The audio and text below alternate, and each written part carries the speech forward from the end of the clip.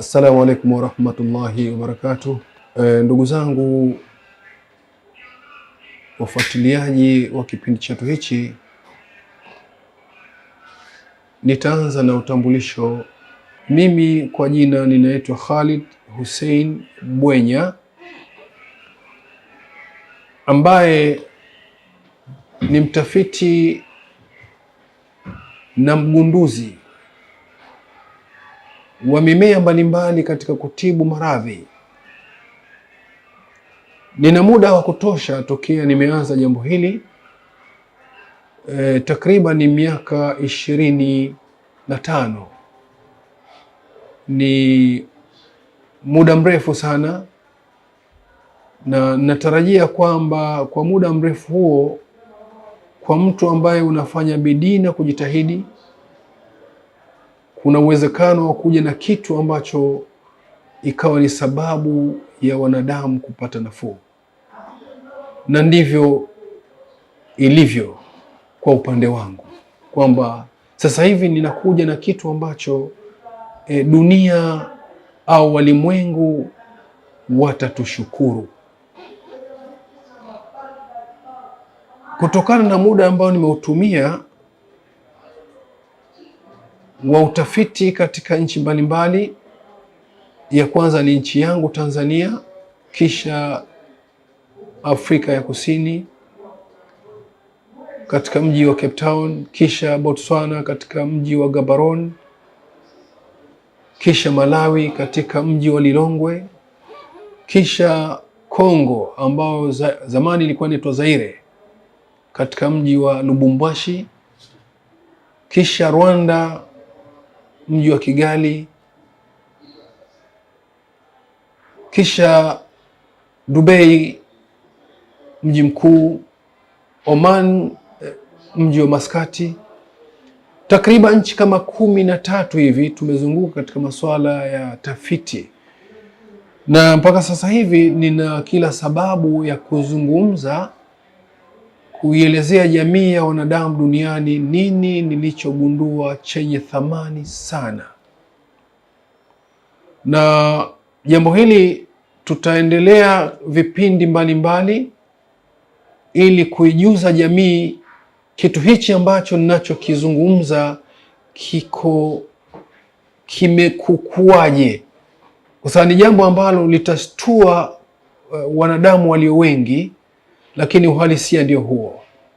Ndugu zangu wafuatiliaji wa kipindi chetu hichi, muwe nasi katika kufuatilia vipindi vyetu na muweze kujiridhisha na jambo ambalo tunataka kulieleza. Ni jambo kubwa kabisa ambalo yawezekana wewe unaotusikiliza na kutuangalia likakuhusu wewe, kama wewe au ndugu yako au mkeo au mume wako au mwanao au jirani yako au mfanyakazi wako.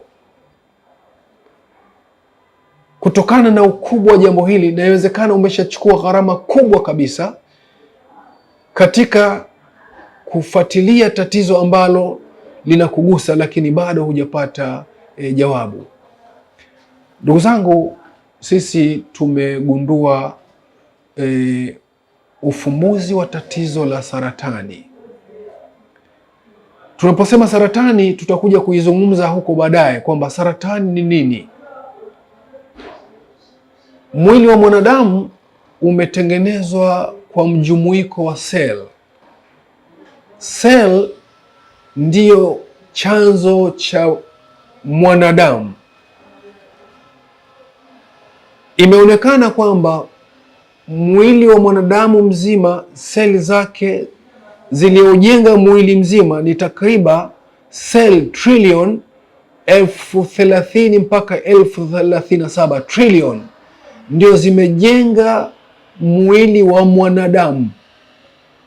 Hebu angalia jinsi gani idadi hiyo. Kwanza ukiambiwa trillion, kama ni fedha basi ni fedha nyingi sana, lakini tunakuja kwamba mwanadamu ametengenezwa na trillion 30 mpaka 37, lakini kila eneo lina seli za aina yake. Sasa tunaposema saratani, saratani zimegawanyika katika mafungu mengi. Kuna mtu ana saratani ya titi, kwa sababu titi hilo ziwa tayari zipo seli ambazo zimetengeneza ziwa. Kwa maana hizo seli kazi yake Mwenyezi Mungu ameweka hizo seli ni kwa ajili ya kutengeneza ziwa. Kwa maana hiyo tunaposema seli, ubongo una seli maalum ambazo zimetengeneza ubongo, hizo ni seli. Sikio limetengenezwa na seli zinazohusu sikio, yaani kila eneo lina seli za aina yake. Sasa seli zile za eneo husika zinapotatizika, basi zinatengeneza saratani katika eneo husika, na ndio maana kanuni ya seli, zinazalika na kufa. Sasa zinapofikia kuzalika kwa kiwango chenye kupitiliza na bila kufa, basi tayari zinakusanyika na kutengeneza tatizo katika eneo husika. Sasa hilo ni somo ambalo litakuja kuelezwa huko baadaye kwamba saratani ni aina ngapi. Sasa nachotaka kuzungumza kwamba wewe utambue kwamba leo hii tumefanikiwa matibabu ya saratani, na nitatoa tu nafasi kwa muda huu. Yupo dada anaitwa Jacqueline na mtamuona ataonyesha nini alivyokuwa kwa muktasar, lakini kwa kuwa ni vipindi endelevu mtakuja kunufaika zaidi kwamba huyu mtaalamu anachozungumza ni kweli. Kwa tabu niliyopata kwa miaka mingi, nimeshapoteza fedha nyingi. Mfano tayari sasa hivi na mtu mmoja ambaye anaendelea kumpa huduma mke wake, kisha gharimu milioni 25, ana saratani ya titi.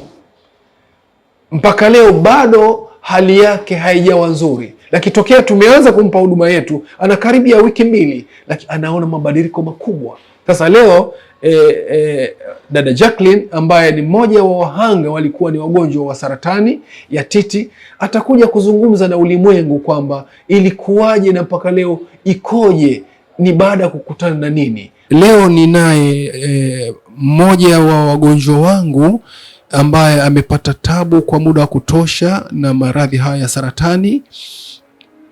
Leo tuko naye katika kipindi chetu hichi. Na nafikiri kama mnavyomwona huyu anaitwa dada Jacqueline. Ninamkaribisha, lakini pia nitamuuliza maswali machache kwa faida ya wasikilizaji, aweze kuithibitishia jamii ya Waafrika wa Tanzania na duniani kwamba kumbe jambo hili linawezekana. Dada Jacqueline, habari yako? Nzuri, shikamoo daktari. Marhaba, ujambo? Sijambo. Habari ya kwako? Nafikiri leo tumekutana hapa na nitakuuliza maswali machache. Vipi hali yako kutokana na tatizo ambalo wewe umekuwa nalo kwa muda mrefu? Tatizo la saratani limeanza lini kwako, na matibabu yalikuwa kwa muda gani, na mpaka hali yako ambayo leo unayo, unaieleza nini jamii ya Watanzania, wa Afrika na duniani? Nini ambacho unaweza kuijulisha jamii kwa ujumla? Nashukuru sana dokta. Ndio. Mimi naitwa Jacqueline Adam Chamafwa. Mimi niligundulika na saratani ya titi toka mwaka 2020. Wakati huo ilikuwa ni 2016 ambako nilikuwa niko Arusha. Nilikuwa nafanya kazi TBL. Wakaja watu wa Ocean Road wakatupima, kwa hiyo nikaonekana na uvimbe kwenye titi la kushoto. Nikashauriwa kwenda Mount Meru, nikaenda Mount Meru, nikafanywa kipimo kinachoitwa biopsy, yani ya kukata kinyama. Nikakatwa kinyama, ilikuwa ni 2016 mwishoni. Kile kinyama kikaenda kikapimwa Nairobi. Majibu yaliporudi ikawa duct papilloma. Yani ni kwamba hamna shida yoyote, ni uvimbe tu wa kawaida. Kwa hiyo baada ya hapo nikakaa kama miezi 6, ule uvimbe tena ukarudi kwa kasi kubwa. Kwa hiyo kwenye 2017 uvimbe ndio ukao umerudi. Nikarudi tena Mount Meru, wakasema hii kesi ni ya Muhimbili, kwa hiyo ikabidi wani transfer Muhimbili. Kwa hiyo nikaja ni Dar es Salaam kwenye mwaka hiyo 2018 nikaanza matibabu Muhimbili. Muhimbili kwenye mwaka 2020 ndio wakagundua kwamba nina kansa ya titi. Wakalikata. Baada ya hapo 2021 ndio nikaanza matibabu Ocean Road. Kwa nimeshafanya chemotherapy mizunguko 8 na baada ya hapo nikafanya mionzi 25. Baada ya hapo nikaa natumia vidonge vinaitwa tamoxifen vya hormone ambavyo ni vya miaka 10. Mwaka huu ni wa 3. Nilikuwa nimekaa vizuri, nikawa bado naendelea kuumwa wakati niko kwenye matibabu. Lakini baada ya hapo ikagundulika kwamba mimi ni triple positive. Kwa nahitajika kuendelea na matibabu. Nikaongezewa tena mizunguko mingine 17. Nikafanikiwa kufanya mizunguko 12 kwa sababu ile mizunguko ilikuwa na gharama. Ilikuwa mzunguko mmoja ni chemotherapy nazo. Mzunguko mmoja ilikuwa ni 4,406,000.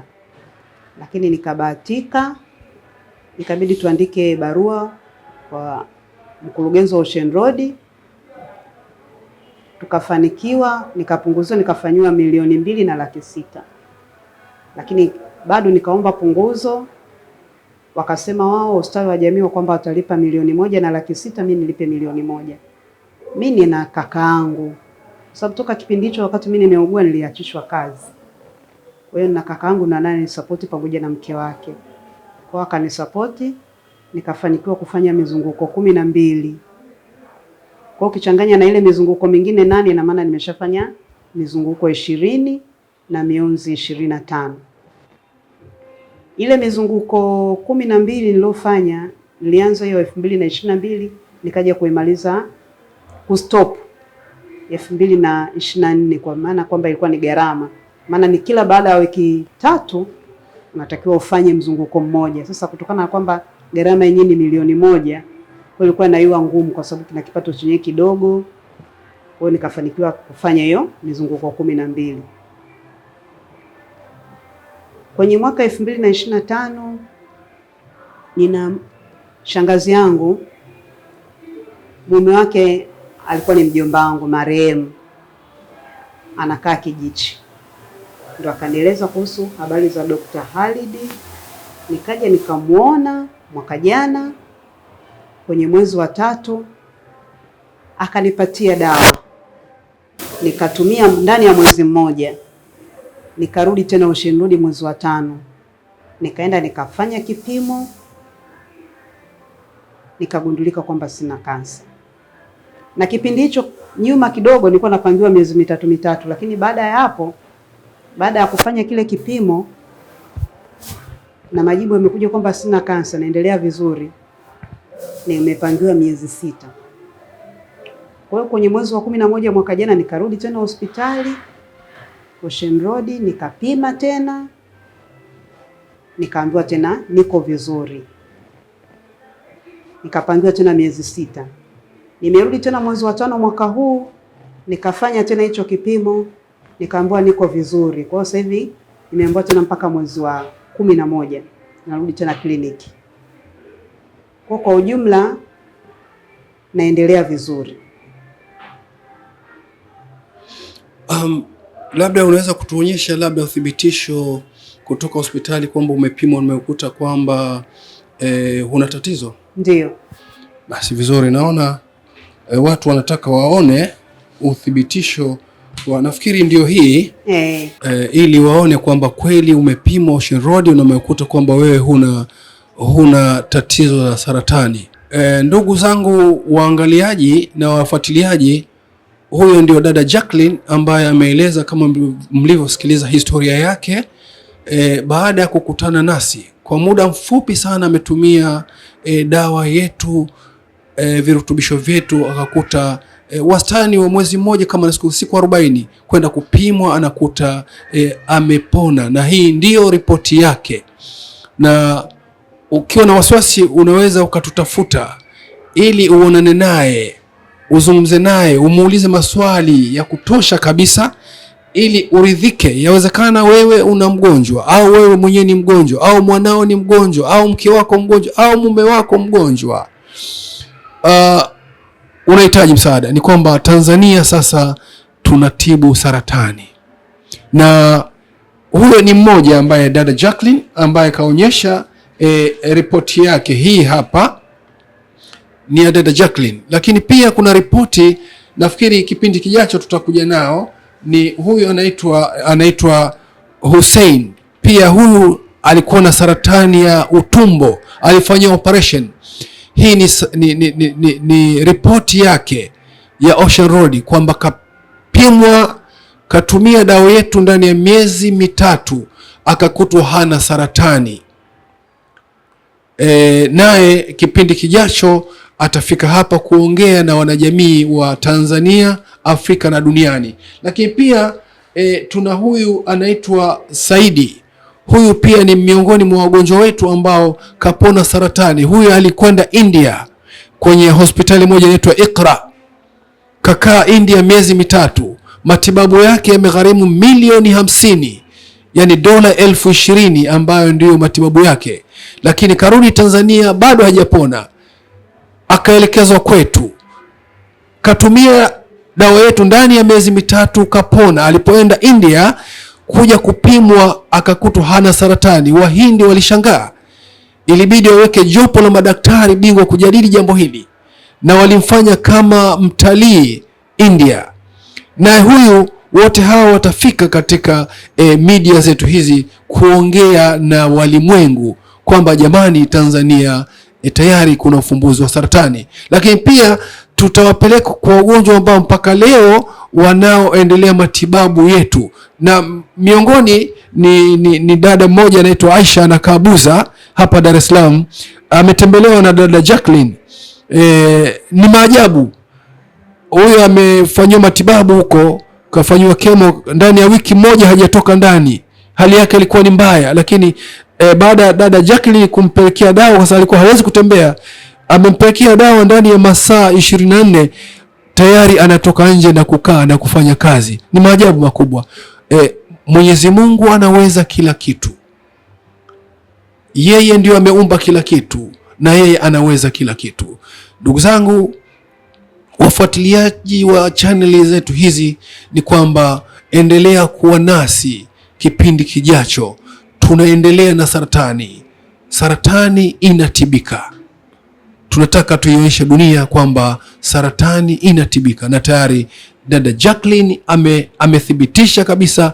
Na ukipenda kumhoji unaweza ukafika Dar es Salaam, piga namba yetu ya simu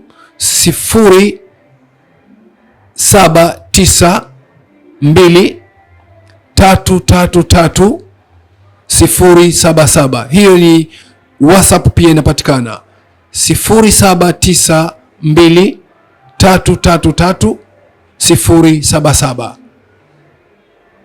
Hiyo ni ya WhatsApp, na ya kawaida inapatikana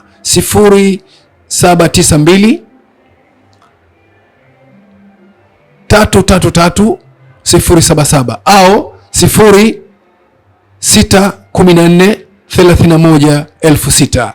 Utatupata moja kwa moja, na utaweza kukutana na dada Jacqueline, utakutana na kaka Saidi, na utakutana na kaka Hussein. Huyu Hussein yeye ni mwalimu wa sekondari, anafundisha masomo ya physics na biology, lakini baada ya kuugua ilibidi aache kazi, lakini leo hii tayari ameanza kazi na anafundisha sekondari ya serikali huko Handeni, Tanga.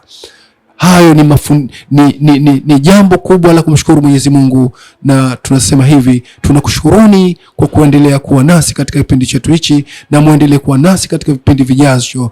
Asanteni sana.